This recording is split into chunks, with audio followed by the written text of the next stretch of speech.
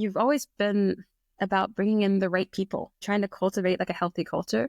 And that's a thing that I wish more companies knew about, honestly. I wanted to pick your brain about how do you make Mm. certain that you build something that's a healthy thing that's giving to people. It gives more than it takes away from them in their workday. What do you do? How do you do that? Right. That's a big question. All right. I think knowing your values as a company is a really great starting point because I've also had experiences before where the work environment or the like people in there and the culture, like there's nothing wrong with it per se, but I was just not an entirely fit in there. And so it didn't feel like I was really thriving there, you know? So I think understanding your values and what kind of an environment you are for the employees is probably the best starting point from my point of view and what I've experienced, because then you can authentically and openly communicate that to the applicants, because there's so many different kinds of companies as there are people. And there are people like me who get really restless in a very slow moving environment. And then there are people who need that and who need to know what's going to happen in the next 6 months and how that's going to look like and do something, a little bit slower moving. And then there's people who thrive in changing environment and building something. So I think it's just a really good starting point to know what you're like as a company. Like, what do we value here? What kind of like pace are we going at? At what stage of our development are we at? Like, are we at the very beginning where you need to hustle and build? Or are we in the like really like growth phase and we're still building, but like there's already something existing and now we're just like kind of building on top of that and iterating? Or are we already established and the structures are there and you can like plop yourself in there and sort of get going? So I think it looks very different, than the people who are needed in those environments might look quite different from personality and work style point of view. This is actually really interesting because a company will have its own culture and it'll have the Mm. way that it feels when you kind of go into it. But cultures are not these monolithic things, right? So they're going to be different departments. They're going to change over time, right? So how do you accommodate for that? Because every person you bring in, they're going to adapt to your organization in some way, right? It's going to evolve it in some way. So how do you make sure that it evolves it in the right way?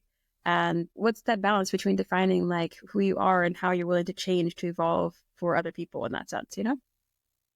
Yeah, I get that. And, that was one of my key questions when I started in my previous role. And I just wanted to find out whether you can scale a culture.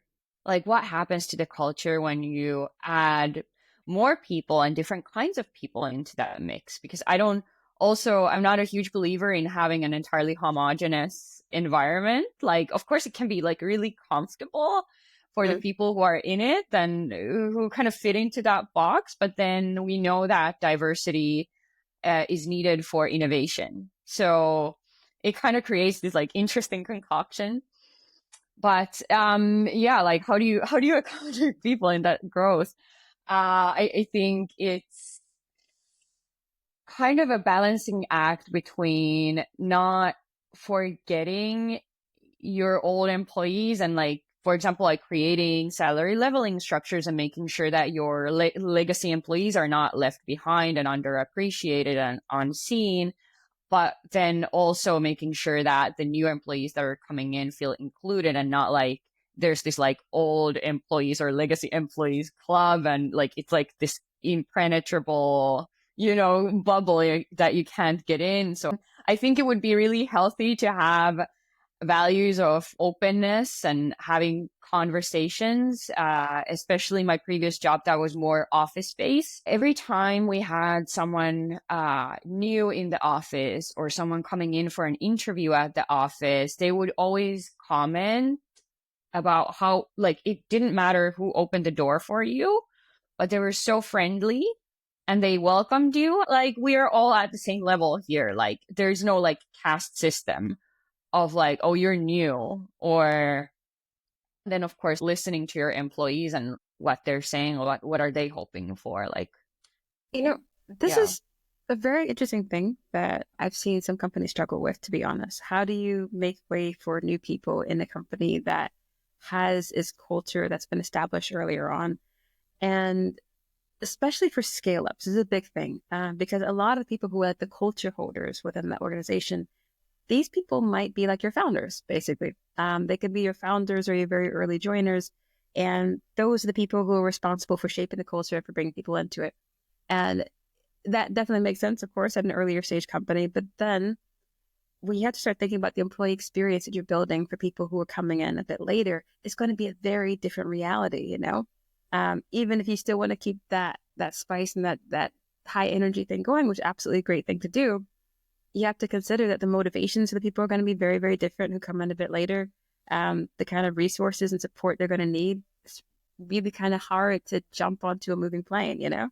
But that's kind of what you're asked to do in some ways with like the scale up cultures. So I really love to see companies that are a bit intentional about how they want to scale the culture and how they want to make certain that it stays healthy regardless. But that kind of brings up the question, like, what is a healthy culture? Like, how would you define a culture to be healthy?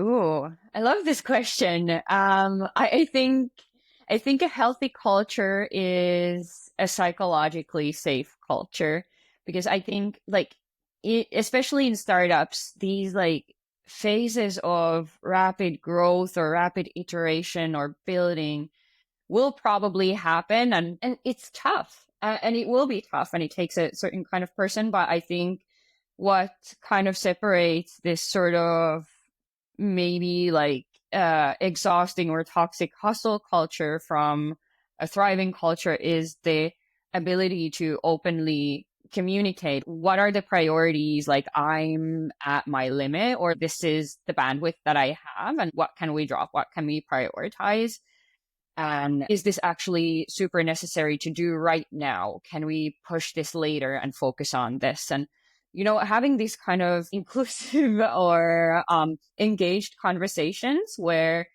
you're not afraid to also communicate as a human that, hey, I cannot make this happen at this deadline, and it's part of life. So I think like that might be like a really great indication of like healthy culture.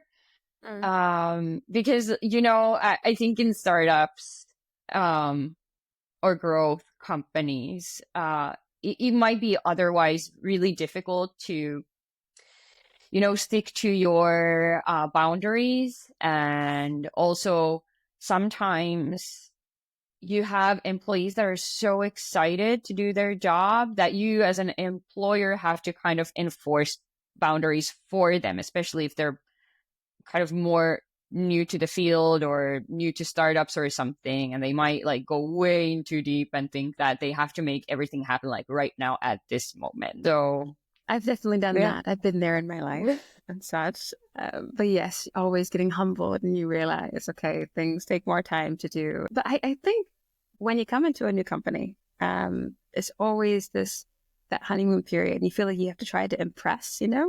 Especially in my field, when you come into a space, oftentimes you have to build in the buy-in like very, very quickly. And then you also have to just try to build up the relationships quickly, and then you need the positive forward momentum going and such. And there's a lot of stuff you have to kind of kick off in the very early stages of things. And it's really interesting. Like the expectations can be pretty darn high for that. But the measure of a good company for me is to see whether or not they have, you can have high expectations, but do you also have high resourcing and support to make it happen? Do you have good boundaries? Do you have things to make it sustainable? And otherwise, it's something where you can see some really, really talented folks just kind of petering out. That's a thing. Sometimes people don't really think about the implications of what happens when you build a company that's not sustainable for people. Yeah, absolutely. And I think it's a really difficult thing to do, having that sort of value that kind of bumped into this term called even overs. So like something even over something else. And I think like the kind of long-term well-being of people, amazing people that we have and that we've invested on, even over quick profits. Ooh, Like that's okay. a tough value to stick to, I think, because we have so much pressure, especially if you're like a startup or a growth company and you might have investors that are expecting certain level of growth and certain Mm, pace. mm, And it can be really difficult to then like stick to that and be like, hey, yo, okay, actually, we cannot make this level of growth necessarily happen because it means that we're going to have to sacrifice the well-being of our people, and then we're going to have a wave of burnouts coming in the coming months.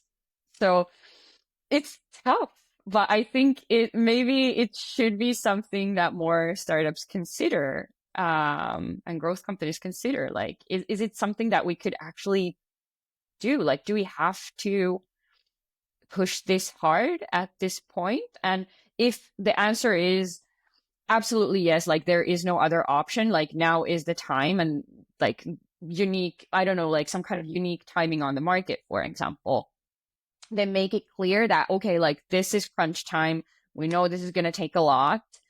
And after the, like, whatever project is shipped, everyone in this project team will have, like, I don't know, like extra time off or something to recuperate, or some other, balancing. yeah, because I mean, the fact is, when companies have a permanent crunch time as the culture, I always find it surprising when people get crunched and they're surprised, well, that is the culture that you built. So like, of course that's going to happen. People are going to get broken in that.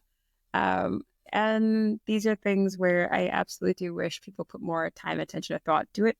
Because yeah, people are thinking about how do you return that value for investors? How do you make certain that you can get that money back? But the fact is, I mean, at least a lot of the investors I know, of course, they invest in an idea of sorts, but they oftentimes invest in the team. And the team is really, really important for being able to execute on that vision that you have.